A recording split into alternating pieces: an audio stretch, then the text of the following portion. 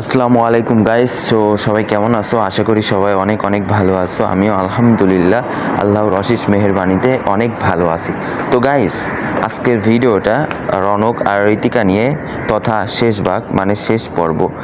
যারা যারা ফার্স্ট এবং সেকেন্ড পার্ট দেখছেন তারা অবশ্যই থার্ড পার্ট দেখে যাবেন। না দেখলে কিন্তু একদম অনেক মিস করবেন এবং কথাগুলো সম্পূর্ণ শুনে যাবেন। তো রনক আর ঋতিকার বেবির বয়স চলছিল 1 বছর 6 মাস সামথিং। সো ওনাদের কিন্তু পারিবারিকভাবে খুবই খারাপ একটা অবস্থা ছিল। সো এই সুযোগে শুভ কিন্তু ওর সাথে সুন্দর ব্যবহার করে এবং শুভর সাথে কিন্তু ঋতিকা বিয়ে করে ফেলে। বিয়ে করার পরে সামথিং 6 মাস পরে ওদের ভিতরে আর কি ঝামেলা শুরু হয়। শুভ কিন্তু কথায় কথায় ঋতিকার সাথে খারাপ ব্যবহার করে এবং ঋতিকাকে অনেক টর্চার করে এবং কথায় কথায় বলে, তুই যে কত ভালো মেয়ে সেটা আমার জানা আছে। তুই যদি ভালো মেয়ে হতিস কখনো রনকের কাছ থেকে ছেড়ে আমার এখানে আসতিস না। তুই আসলে একটা ফালতু মেয়ে, আরও অনেক গালাগালি দেয়। তো এই জন্যই আর কি। সো তারপরে কিন্তু রনক এইসব সহ্য করতে না পেরে রনক কিন্তু সব কিছু ছেড়ে দেয় এবং ও কিন্তু অনেকটা পরিবর্তন করে ফেলে নিজেকে।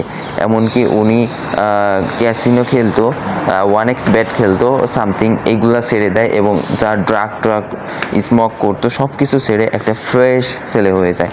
আর পাশাপাশি কিন্তু ব্যবসা করতে থাকে এবং ব্যবসার পাশাপাশি নিজের হচ্ছে কৃষিকাজও করতে থাকে। তো মোটামুটি রনকের লাইফ এইভাবে চলতে চলতে রনকের কিন্তু অনেক পরিবর্তন চলে আসে এবং অনেক বড় একটা বিজনেসম্যান হয়।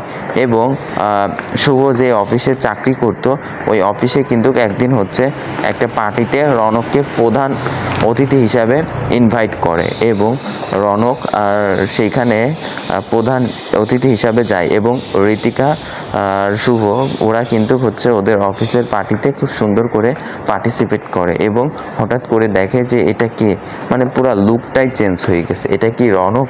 তো শুভ হঠাৎ করে চিনতে পারে এবং ঋতিকাও চিনতে পারে, কিন্তু ওদের ভিতরে যে পরিবর্তনটা আসছে রনক কিন্তু সে আগের মতো আর নাই।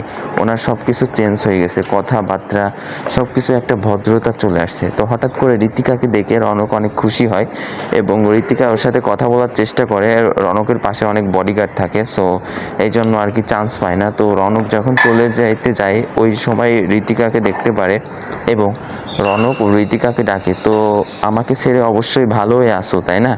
সো যাক, ভালো থাকলেই ভালো। এখন তুমি দেখতে পারছো আমাকে তোমার জন্য কতটা পরিবর্তন আনতে হয়েছে, আল্লাহ আমাকে কতটা পরিবর্তন করছে। সো এটা শুনে ঋতিকা অনেক কান্না করে দেয় এবং বলে, যা হয়েছে সব কিছু কি মাফ করা যায় না? রনক সঙ্গে সঙ্গে উত্তর দেয় যে বেঈমানদের কখনো ছাড় দেওয়া যায় না, যারা বেঈমানি করে তাদেরকে কখনো ছাড় দিই না। আর যাই হোক, তোমার জন্যই কিন্তু আজকে আমি এইখানে, নয়তো আমিও আজকে অনেক খারাপ জায়গায় থাকতাম। সো ঋতিকা এই কথাগুলো শুনে অনেক কান্না পায়, লাস্ট টাইমে পা চেপে ধরে সবার সামনে। কিন্তু যখনই মেয়েটার দিকে তাকায় তখনই রনক সব কিছু ভুলে যায়, জাহাজার হলো আমার সন্তান।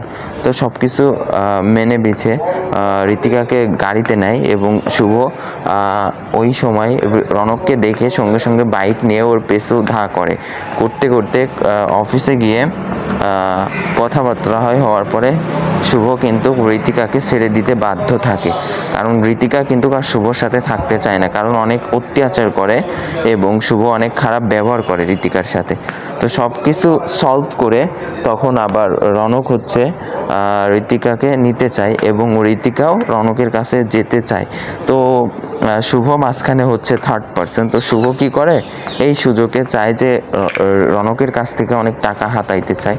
তো বলছে আমি হচ্ছে ডিভোর্স দিতে পারি, তো এই সুযোগে আমাকে কিছু টাকা দাও। তো রনক কোনো কিছু না ভেবে বলে, হ্যাঁ অবশ্যই তোমাকে টাকা দিব। তো ওকে টাকা দিয়ে দেয়। তো একটা জিনিস এখান থেকে শিক্ষা পেয়েছি, আমরা সবাই জানতে পারি এবং যেটা এখান থেকে শিক্ষা পেয়েছি সেটা হচ্ছে লাইফে ফার্স্ট যার সাথেই যাবেন না কেন, যা কিছুই করবেন না কেন, অনেক ভাবনা চিন্তা করে করবেন, কারণ মানুষ পরিবর্তনশীল এবং মানুষের পরিবর্তন কখনো বলে কয়ে আসে না। তো রনক এখান থেকে এতটুকুই বলছে, জীবনে যারা মানুষের সাথে বেইমানি করে বেইমানদের কখনো সুযোগ দিও না, অথচ উনি কিন্তু সুযোগ দিয়েছে। তো এতটুকুই বলবো ভিডিওতে। আর যাই হোক, রনক কিন্তু অনেক ভালো ছেলে, জানি না কিভাবে খারাপ হয়ে গেল। আর শুভ কিন্তু ওর সবসময় চিন্তা ভাবনাই ছিল নেগেটিভ, কিন্তু মানুষের সামনে ভালো হয়ে থাকতো। তো মানুষ কিভাবে চিনবা? জীবনে যার প্রথমে হাত ধরছো সে খারাপ হলে তুমি তাকে ভালো করো, অবশ্যই তোমার কথা শুনবে। তো এটার জন্যই আর কি বুঝাই দিলাম যে কখনো ভুল মানুষের সাথে যাবা না। আর প্রথম মানুষ যদি ভুল হয় তাকে তুমি সংশোধন করে নাও, বুঝছো? সো দ্বিতীয় মানুষ কিন্তু সবসময় ভুল হয়, আর তোমার ভুলটাকেই সবসময় সে তুলে ধরে। আর প্রথম মানুষ কিন্তু কখনো ভুল হয় না।